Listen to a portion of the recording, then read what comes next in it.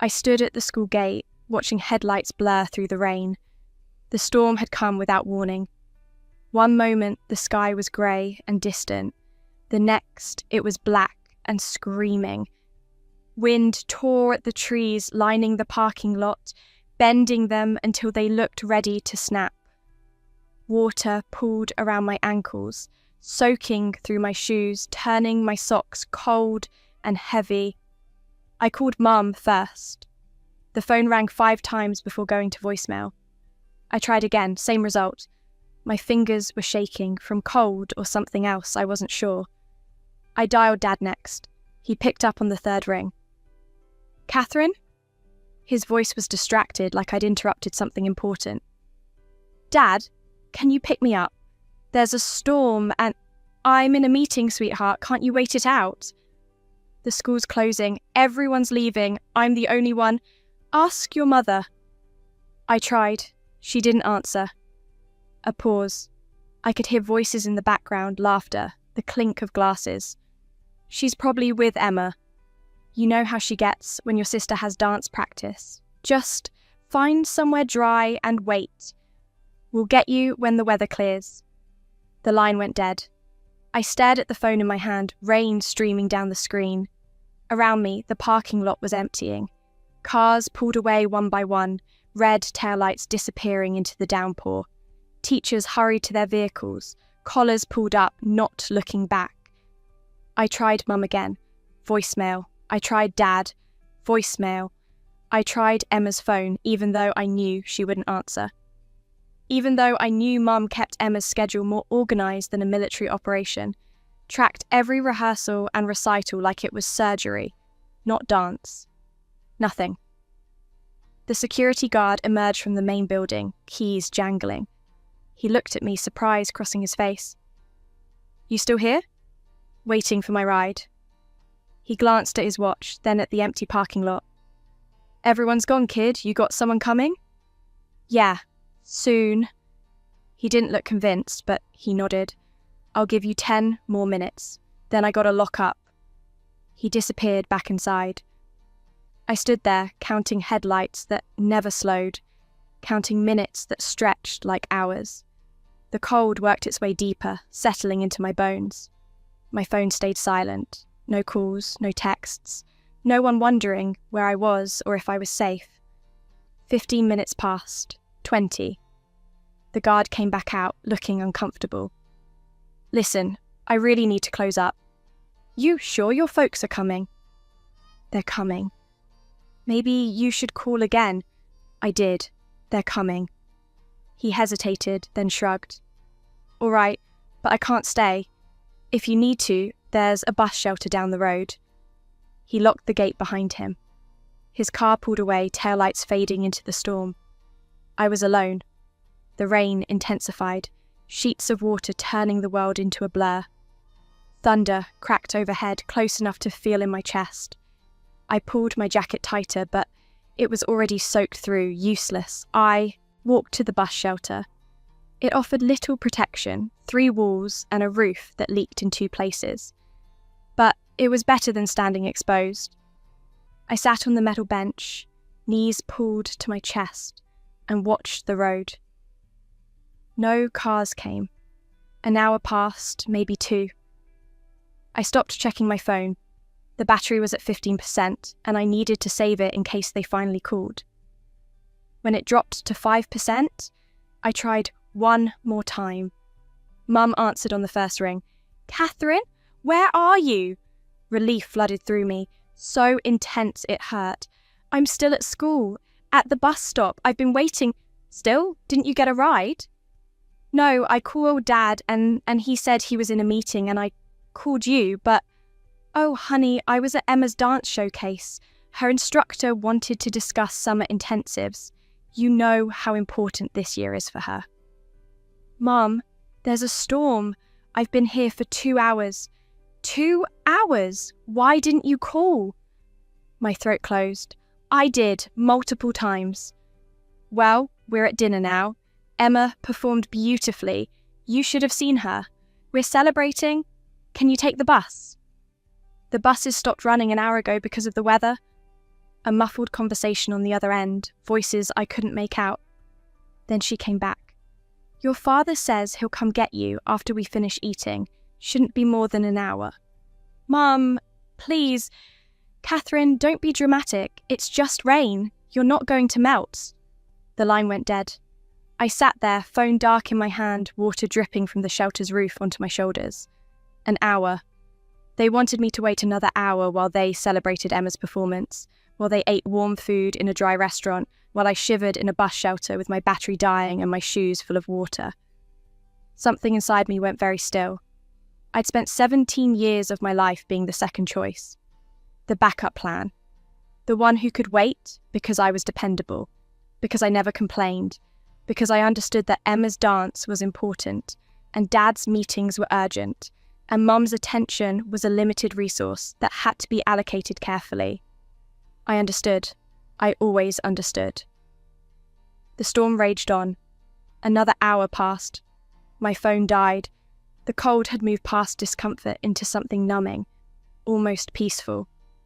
I stopped shivering. That was bad, some distant part of my brain noted. That meant hypothermia. But I was tired, so tired. Headlights appeared on the road. My heart jumped, but the car passed without slowing. Another set. Same result. A third vehicle moving slowly through the storm. It pulled up beside the shelter. A woman's face appeared in the window, concerned. "Are you okay? Do you need help?" I opened my mouth to say I was fine, that my parents were coming, that I just needed to wait a little longer. But the words wouldn't come. She got out of the car, running over with an umbrella. "How long have you been here?" "I don't know. You're freezing. Come on, let me take you home. My parents are coming." "Sweetheart, you need to get warm. You're soaking wet." "They're coming. They said they'd come." She looked at me, and in her eyes I saw pity. Not the kind that helps. The kind that knows. The kind that understands no one was coming, that 3 hours was too long to wait, that if they were coming, they would have come already. "Please," she said, "let me help you." I wanted to say yes. I wanted to get in her warm car and go anywhere but here, but I couldn't move. Some part of me was still waiting, still believing, still hoping they'd remember. The woman waited with me for 20 minutes. Then her phone rang, her own daughter needing her, and she had to go. She wrote her number on a piece of paper, pressed it into my hand. "Call me if you need anything. Promise?" I nodded. Her car disappeared into the rain. I sat back down. The cold wasn't cold anymore. It was just a fact. Like the rain, like the darkness, like the empty road. My thoughts moved slowly, disconnected. I thought about Emma's dance showcase. About the dinner they were having. About how they'd probably forgotten I was waiting by now. How they'd remember later and feel guilty. How Mum would apologise tomorrow and say she lost track of time. How I'd forgive them. Because I always did. A strange calm settled over me. The storm's noise faded into background static. My body felt distant, like it belonged to someone else. I closed my eyes. Somewhere in that darkness, I let go. Not dramatically, not with pain or panic. Just a quiet release, like settling into sleep. The last thought I had was clear and oddly peaceful. At least now they'll remember. Then nothing. Then light. I opened my eyes to sunlight streaming through my bedroom window. For a moment, I just stared at the ceiling, confused. The ceiling I'd stared at 1,000 times before, with its crack in the corner shaped like a lightning bolt. My ceiling. My room. I sat up slowly. My desk was covered in textbooks, notes scattered across the surface. My backpack hung on the chair. My phone sat on the nightstand, fully charged, showing a date that made my heart stop. 3 years earlier.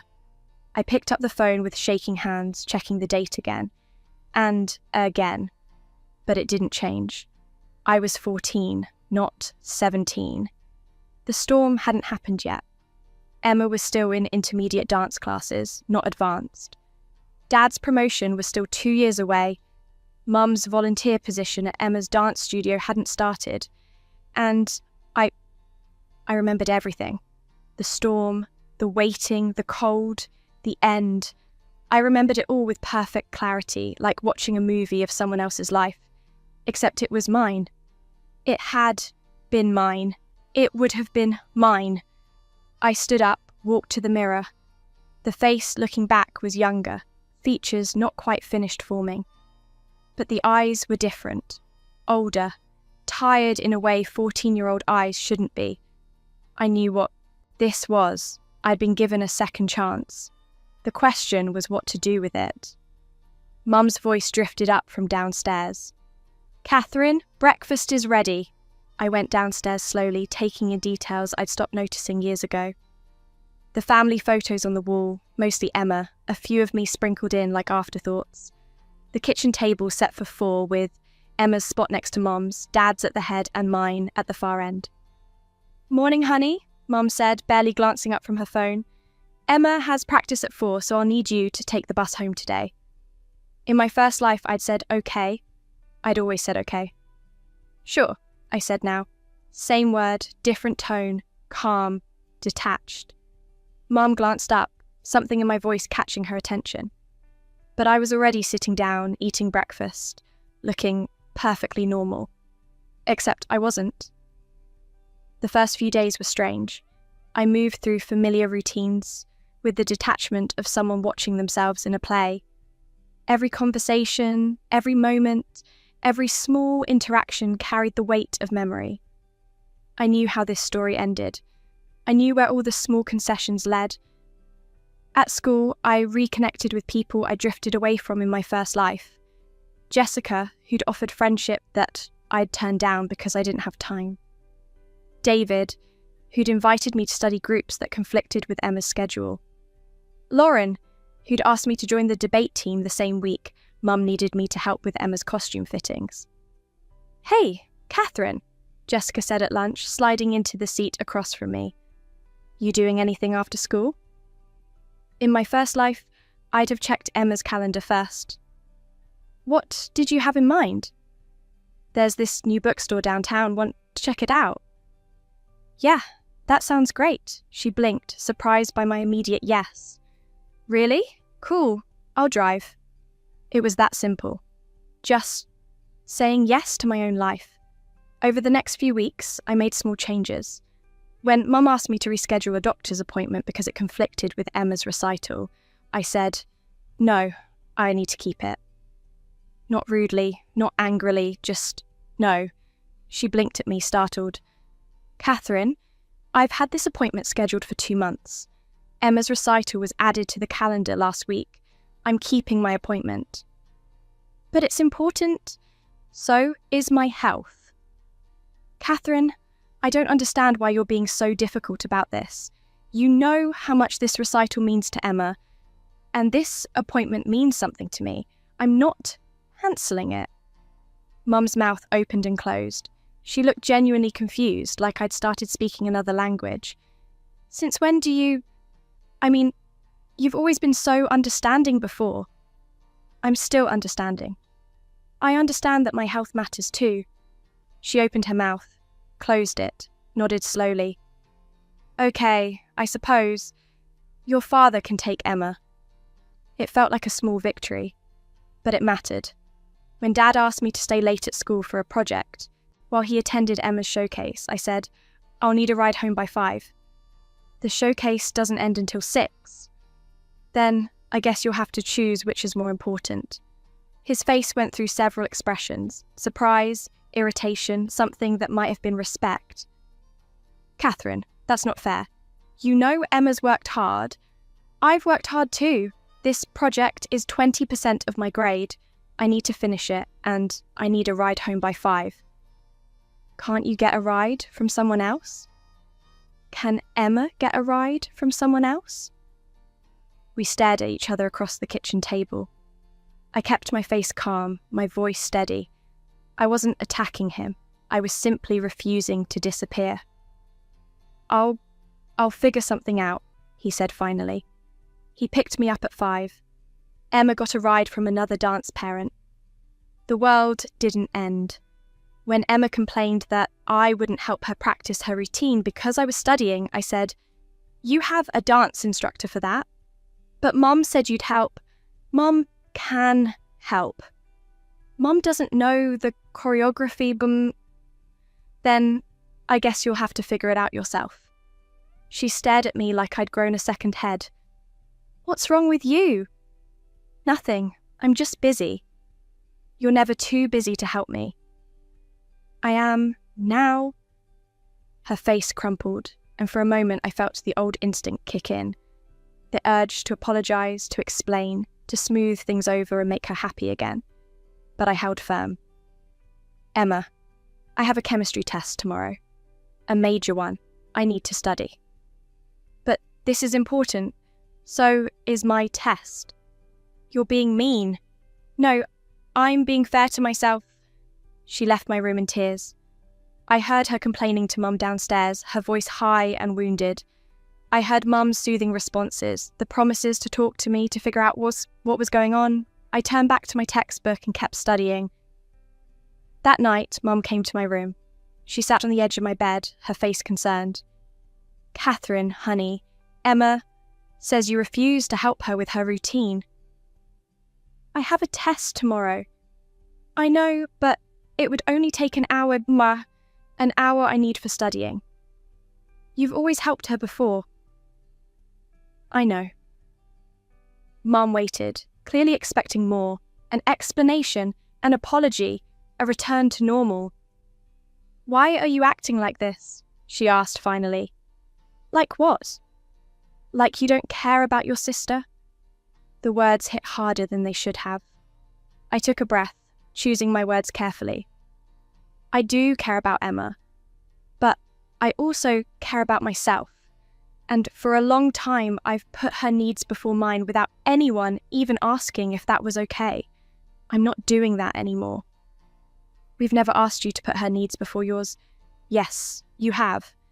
Every time you assume I'll reschedule, every time you tell me Emma needs something and expect me to drop what I'm doing, every time you act like my time is more flexible than hers because my interests are less important than her dance."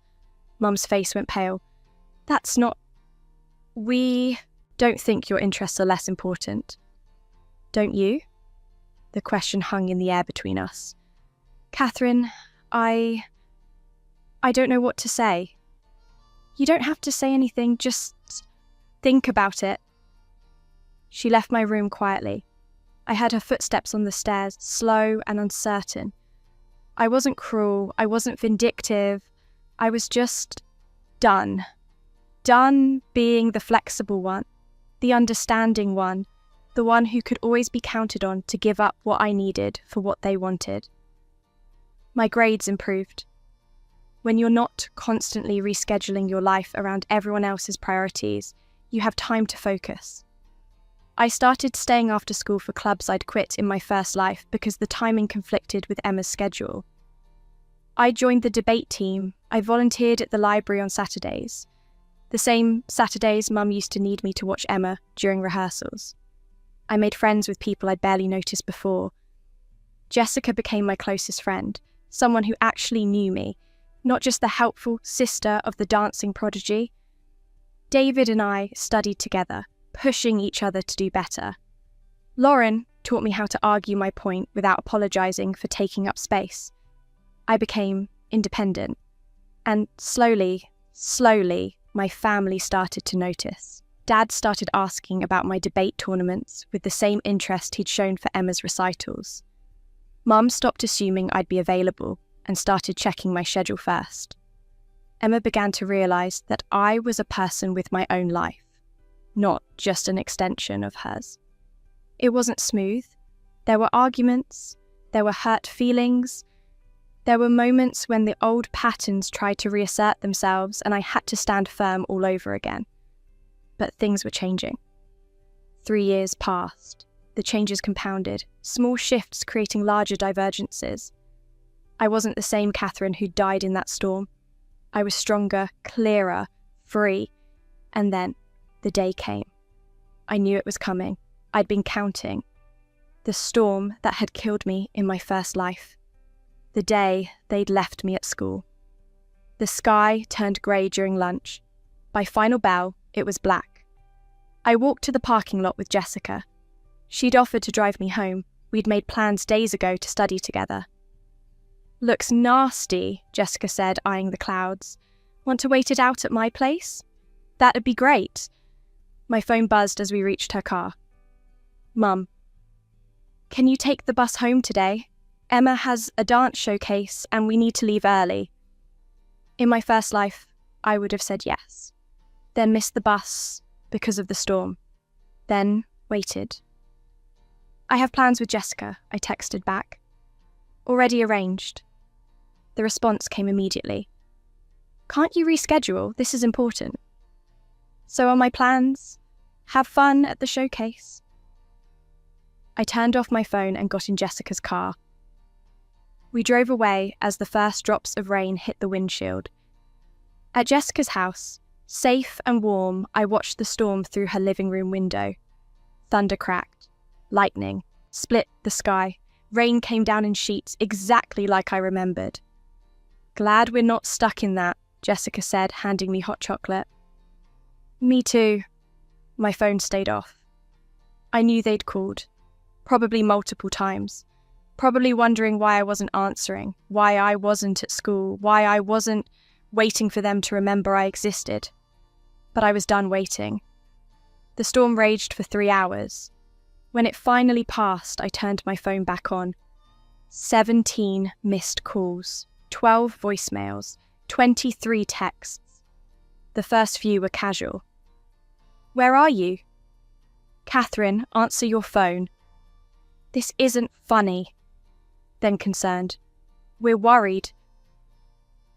Please call us." "Catherine, please." Then panicked. "We went to the school. You're not there." Where could she be? Oh God, what if something happened and... The last text from Dad, sent just 10 minutes ago. "Catherine, if you're safe, please just let us know. We're terrified. We love you." I stared at that message for a long time. In my first life, they'd been at dinner, celebrating, not thinking about me at all. In this life, they'd gone looking for me. They'd panicked. They'd realised too late that they didn't know where I was or if I was okay. They'd learned what it felt like to be on the other side. I called Mum back at 8 o'clock, long after the storm had passed. She answered before the first ring finished. "Catherine, thank God, where are you? We've been terrified." "I'm at Jessica's. I told you I had plans." "You, what?" "No, I asked you to take the bus. And I told you I already had plans. I texted you back." A long silence, then Dad's voice in the background.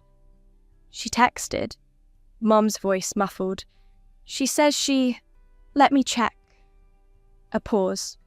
I could imagine her scrolling back through messages, finding my response, seeing the timestamp, seeing that I'd answered, that I'd told her, that I'd been clear. "Catherine." Her voice was different now, smaller. I didn't see that. We thought, when you didn't answer your phone, and the storm, we went to the school and you weren't there. I was safe, with a friend, like I said I'd be." "You could have answered when we called." My phone was off. I was studying. "But we were worried." "Then maybe you should have read my text before assuming I'd dropped my plans for Emma's showcase."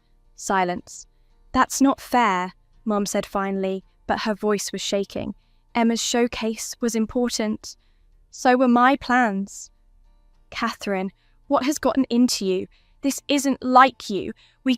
Anything could have happened, but it didn't. I was safe.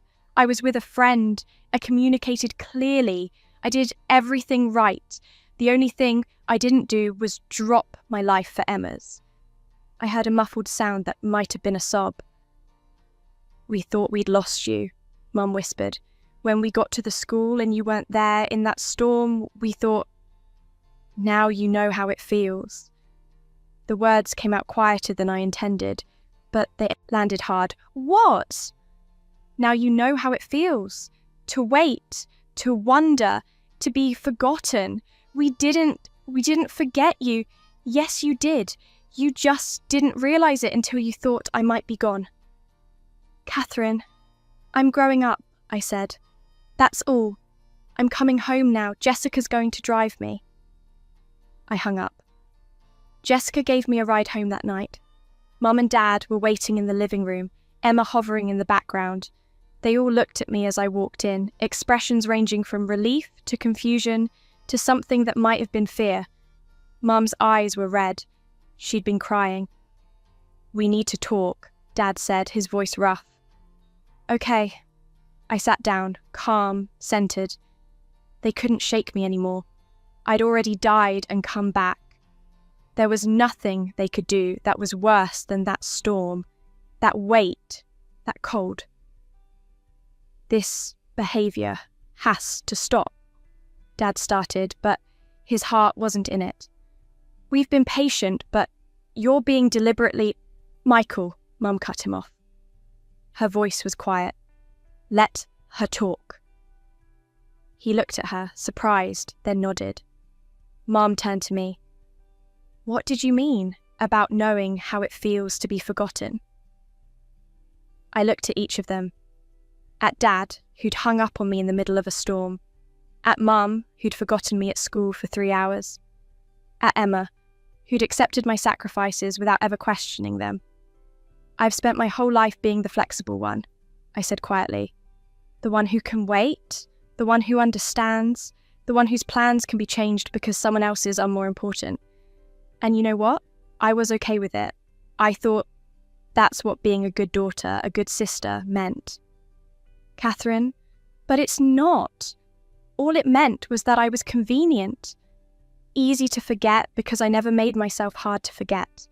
I never stood up for myself because I thought that made me selfish. So I waited and waited and kept waiting for you to note it, for you to ask if I was okay, for you to realize that I was disappearing. My voice stayed steady. Seeing your jersey stay, but tears were running down my face now. Tonight, you went looking for me in a storm. You panicked when I wasn't where you expected. You felt what it's like to worry, to wonder, to realize too late that someone you love might be in danger. And I'm sorry I scared you, but I'm not sorry you felt it, because maybe now you'll understand. The room was completely silent. Emma spoke first, her voice small. Catherine, I didn't know you felt. I know you didn't. That's the point. Mum was openly crying now. What did we do? You loved me, I said, but you loved me in a way that was convenient for you. You loved me without seeing me. How do we fix this? Dad's voice cracked. Tell us how to fix this. You can't fix it. You can only do better. I stood up. I'm going to my room. I have homework. But this time, I didn't leave them in stunned silence. This time, Mom stood up too. Catherine, wait! I turned. She crossed the room and pulled me into a hug. Real one, tight and desperate. I'm sorry, she whispered. I'm so sorry. For every time I made you wait. For every time I assumed you'd understand. For every time I forgot to ask what you needed because I was so focused on what Emma needed. You deserved better. You deserve better. I felt something break open in my chest. All the pain I'd been carrying, all the loneliness, all the years of being second best. It rushed out of me in a wave. I hugged her back. Dad joined us, then Emma, until we were all standing there in the middle of the living room, holding each other and crying. I love you, Mum said. I love you so much, and I'm going to do better, I promise. We all will, Dad added. Emma squeezed tighter. I'm sorry, Catherine. I'm sorry I never noticed. We stood there for a long time, letting the tears fall, letting the pain out, letting something new begin. The next few months were different. They noticed me now. Really noticed me. It was uncomfortable for all of us, like putting on glasses for the first time and realizing how much you'd been missing. They didn't know how to act around this version of Catherine, the one who had boundaries and opinions and plans that didn't revolve around them. But slowly, things shifted. Mum started checking my schedule before making plans. Dad started asking about my day, actually listening to the answers. Emma started saying thank you when I helped her with homework, instead of expecting it as a given. It wasn't perfect. Old habits don't die easily. But it was progress. Real, meaningful progress. 6 months after the storm that didn't happen, I found myself standing in the parking lot after school. The sky was clear, blue, and endless. Jessica was running late, texted that she'd be there in 10 minutes. Mum's car pulled up beside me. She rolled down the window. Need a ride? I could have said no, could have waited for Jessica, could have maintained the distance I'd worked so hard to establish. But I saw something in Mum's face that stopped me. Hesitation, hope, uncertainty. The look of someone trying to bridge a gap they'd only recently realised existed. Sure, I said. I got in. We drove in silence for a few minutes. Then Mum spoke. I'm sorry. I looked at her. For that day, the storm. I should have been there. I should have answered my phone. I should have... She took a shaky breath. You could have been hurt, or worse. And I was at a restaurant celebrating Emma's dance performance, completely forgetting that you were waiting for me. You didn't forget, I said quietly. You just thought I could wait. She flinched. That's worse, isn't it? Yeah. I'm sorry, she said again, not just for that day, for all of it, for every time I asked you to be flexible, because Emma needed something. For every time I assumed you'd understand, because you always did. For taking advantage of the fact that you were easier, quieter, less demanding. Her voice broke on the last word. I love you, Catherine. I love you just as much as Emma. But I failed you. I made you feel like you had to earn my attention, like you were the backup plan, and I'm so sorry. I felt something loosen in my chest. Something I'd been holding tight since that bus shelter, since that cold, since that death. Thank you, I said. I want to do better. I know I can't erase the past, but I want to do better. Will you let me try? I looked at her, really looked at her, and saw genuine regret, genuine love. The kind that had been there all along, just buried under assumptions and habits and the path of least resistance. Yeah, I said. I'll let you try. She reached over and squeezed my hand. We drove home together. The afternoon sun warmed through the windshield, and for the first time in either of my lives, I felt like I was exactly where I belonged. That night at dinner, something was different. We all felt it. The way conversations flowed more evenly, the way Dad asked about my physics project with actual interest, the way Emma shared details about her rehearsal without it becoming the entire focus of the meal, the way Mum looked at each of us in turn, really seeing us, the way I belonged at that table. After dinner, Emma found me in my room. Hey, she said, hovering in the doorway. Hey. Can we talk? I gestured to my desk chair. She sat down, fidgeting with her hands. I've been thinking, she said, about what you said, about me accepting your sacrifices without questioning them. You were right. Emma, no, you were. I never thought about it. You were always just there, always helping, and I took it for granted. I took you for granted. She looked up, eyes shining. I'm sorry, I should have noticed. I should have said thank you more. I should have asked if you wanted to do things instead of assuming you'd drop everything for me. You were a kid, I said. We both were. That doesn't make it okay. She took a breath. I want to be a better sister. I want to actually know you, not just the version of you who exists to support me. Is that okay? I felt tears prick my eyes. Yeah, that's okay. She smiled, tentative and genuine. Cool, so tell me about your physics project. We talked for hours, really talked, in a way we never had before. She told me about the pressure she felt, the way she sometimes resented dance even though she loved it, how scared she was of disappointing everyone. I told her about my interests, my plans, my hopes for the future, my friends, the person I was becoming.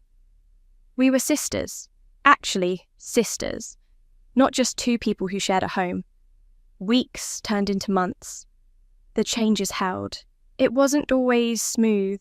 Old patterns tried to reassert themselves, moments where someone forgot and fell back into familiar dynamics.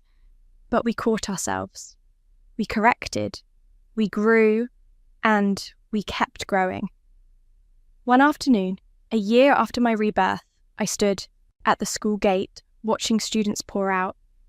The sky was grey, threatening rain. My phone buzzed. Mum, storm's coming. Want me to pick you up? I looked at the message. Remembered another storm, another question that had never come. Catherine, that would be great. Thanks. Mum, give me 15 minutes. Love you. Catherine, love you too.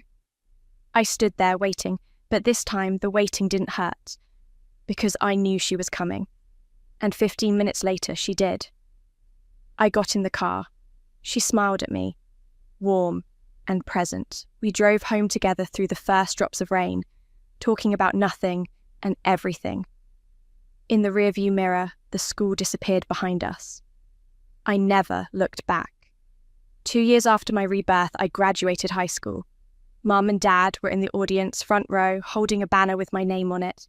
Emma sat beside them, cheering louder than anyone when I walked across the stage. After the ceremony, they took me to dinner. Not a family dinner where Emma's latest accomplishment got shared.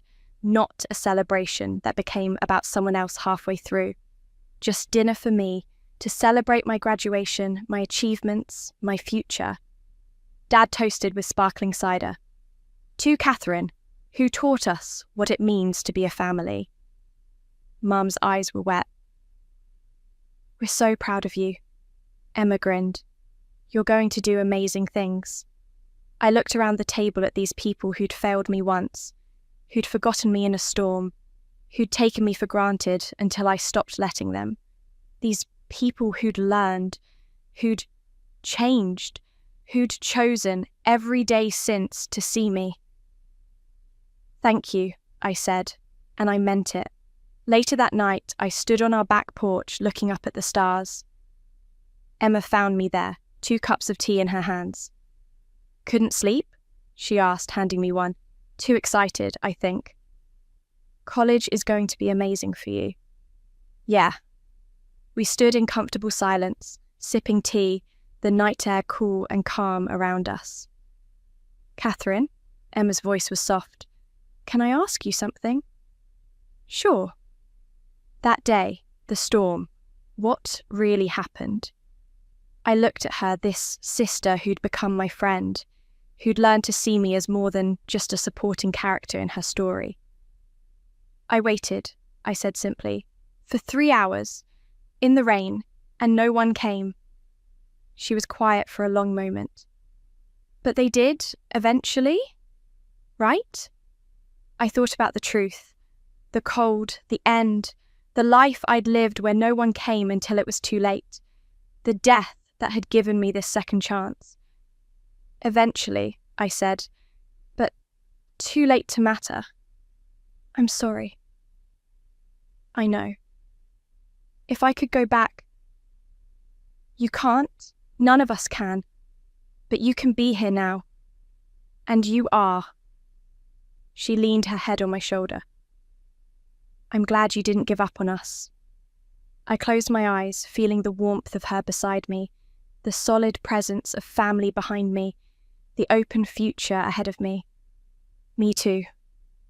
The stars wheeled overhead, brilliant and infinite. Somewhere in the distance, thunder rumbled. Just another summer storm passing through, ordinary and harmless. I wasn't afraid of storms anymore. I'd survived the worst one already. I died in it and been reborn from it. I transformed pain into power, abandonment into independence, invisibility into presence. I'd stopped waiting for someone to remember I existed. I'd started existing so fully they couldn't forget, and that made all the difference.